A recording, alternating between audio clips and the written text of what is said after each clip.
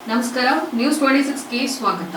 ಅಗರ ಗ್ರಾಮದಲ್ಲಿ ನರೇಗಾ ಸಾಮಾಜಿಕ ಲೆಕ್ಕ ಪರಿಶೋಧನಾ ಸಭೆ. ಯಳಂದೂರು ತಾಲೂಕಿನ ಅಗರ ಗ್ರಾಮದ ಪಂಚಾಯಿತಿ ಸಭಾಂಗಣದಲ್ಲಿ 2024 ಮತ್ತು 25ನೇ ಸಾಲಿನ ನರೇಗಾ ಸಾಮಾಜಿಕ ಲೆಕ್ಕ ಪರಿಶೋಧನಾ ಸಭೆ ಹಾಗೂ ಜಮಾಬಂದಿ ಸಭೆ ನಡೆಯಿತು. ಅಗರ ಗ್ರಾಮ ಪಂಚಾಯಿತಿ ಅಧ್ಯಕ್ಷರಾದ ಬಿ ವೆಂಕಟಚಲ ಸಭೆಯ ಅಧ್ಯಕ್ಷತೆಯನ್ನು ವಹಿಸಿ ಮಾತನಾಡಿದ್ರು. ನರೇಗಾ ಯೋಜನೆಯ ಬಗ್ಗೆ ಜನರಿಗೆ ತಿಳುವಳಿಕೆ ಮುಖ್ಯವಾಗಿದೆ. ಈ ಯೋಜನೆಯಿಂದ ಜನರು ತಮ್ಮ ಗ್ರಾಮದಲ್ಲಿಯೇ ಉದ್ಯೋಗ ಪಡೆದುಕೊಂಡು ಜೀವನ ರೂಪಿಸಿಕೊಳ್ಳಬೇಕು. ಕೇಂದ್ರ ಸರ್ಕಾರ ಗ್ರಾಮದ ಕೂಲಿ ಕಾರ್ಮಿಕರು ಕೂಲಿಗೋಸ್ಕರ ವಲಸೆ ಹೋಗಬಾರದೆಂದು ಗ್ರಾಮದ ಕೂಲಿ ಕಾರ್ಮಿಕರು ಸದುಪಯೋಗ ಪಡಿಸಿಕೊಳ್ಳಬೇಕು ಅಂತ ತಿಳಿಸಿದರು. ನಂತರ ಗ್ರಾಮ ಪಂಚಾಯಿತಿ ಅಭಿವೃದ್ಧಿ ಅಧಿಕಾರಿ ವೀಣಾ ಮಾತನಾಡಿ 243 ಕಾಮಗಾರಿ ನಡೆದಿದ್ದು ಅದರಲ್ಲಿ ಗ್ರಾಮ ಪಂಚಾಯಿತಿ ವತಿಯಿಂದ 90, ತೋಟಗಾರಿಕೆ ಇಲಾಖೆಯಿಂದ 1 ಸೇರಿದಂತೆ 91 ಕಾಮಗಾರಿಗಳು ನಡೆದಿದ್ದು ಕೂಲಿ ಮತ್ತು ಸಾಮಗ್ರಿ ಮೊತ್ತ ಒಟ್ಟು 39.72 ಲಕ್ಷ ರು ಖರ್ಚು ಮಾಡಲಾಗಿದೆ ಅಂತ ತಿಳಿಸಿದರು. ಈ ಸಂದರ್ಭದಲ್ಲಿ ಗ್ರಾಮ ಪಂಚಾಯಿತಿ ಅಧ್ಯಕ್ಷರಾದ ವೆಂಕಟಚಲ, ಉಪಾಧ್ಯಕ್ಷೆ ನಿರ್ಮಲಾ ಶ್ರೀನಿವಾಸ್, ಗ್ರಾಮ ಪಂಚಾಯಿತಿ ಅಭಿವೃದ್ಧಿ ಅಧಿಕಾರಿ ವೀಣಾ, ನರೇಗಾ ಲೆಕ್ಕಾಧಿಕಾರಿ ಪ್ರಸನ್ನಕುಮಾರ್, ಸದಸ್ಯರುಗಳಾದ ರಾಜಮ್ಮ, ಮುದ್ದನಾಯಕ,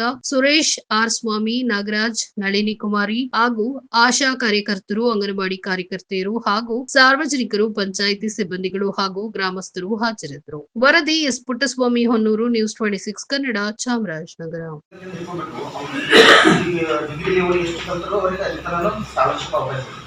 ಇನ್ನೊಂದು ಮಕ್ಕಳಿಗೆ ಸ್ಕಾಲರ್ಶಿಪ್ ಬಂದಿಲ್ಲ ಅಂತ ಹೇಳೋದು ಕಾರಣ ಇರುತ್ತೆ. ಆಧಾರ್ ಸೀಟ್ ಆಗಲಿಲ್ಲ ಅಂದರೆ ಸ್ಕಾಲರ್ಶಿಪ್ ಆಗುತ್ತೆ. ಮತ್ತು ಇನ್ನು ನಮ್ಮ ಯಳಂದೂರು ತಾಲೂಕಲ್ಲಿ 5 ಹಾಸ್ಟೆಲ್ ಇರ್ತವೆ. ಹಾಸ್ಟೆಲಲ್ಲಿ ಎಲ್ಲ ಥರ ಸೌಲಭ್ಯಗಳು ಸೇರಿಸ್ಬೋದು ಎಷ್ಟು ಮಕ್ಕಳನ್ನ. ಮತ್ತು ಇನ್ನೂ ಎಲ್ಲ ಪೋಷಕರಲ್ಲಿ ಏನಿದೆ ಅಂದರೆ ಹಾಸ್ಟೆಲ್ ಸೇರಿದ್ರೆ ಸ್ಕಾಲರ್ಶಿಪ್ ಬರಲ್ಲ ಅಂತ ಇದೆ. ಈ ಸಲ ಏನು ಮಾಡಿದ್ದಾರೆ, ಹಾಸ್ಟೆಲ್ ಸೇರಿದ್ರೂ ಸ್ಕಾಲರ್ಶಿಪ್ ಬರ್ತದೆ.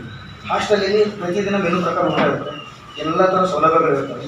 ಮತ್ತು ಇನ್ನೂ ಹೇಳ್ಬೇಕಂದ್ರೆ ಅಂತರ್ಜಾತೀಯವಾದ ಸೌಲಭ್ಯಗಳಿದೆ, ಸರಳವಾದ ಸೌಲಭ್ಯಗಳಿದೆ. ಮತ್ತು ಇನ್ನೂ ಏನಾದರೂ ಮಾಹಿತಿ ಬೇಕಾದ್ರೆ ಸ್ವಲ್ಪ ನಮ್ಮ ಇಲಾಖೆ ಮಾಡ್ಕೊಳ್ಳಿಕ್ಕೆ ಬರಲ್ಲ, ಅದು ಆಪ್ಷನ್ನೇ ತೆಗೆದಿದ್ದಾರೆ.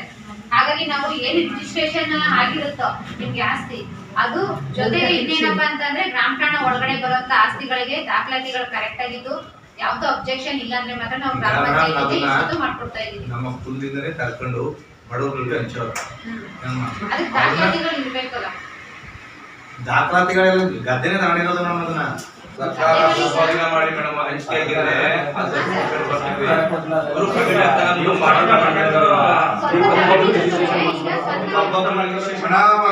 ನಾವು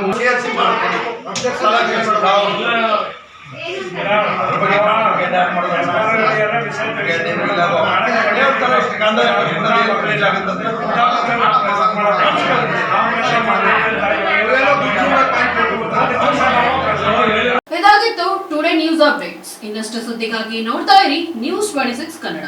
ನಾವು ನಿಮ್ಮೊಂದಿಗೆ.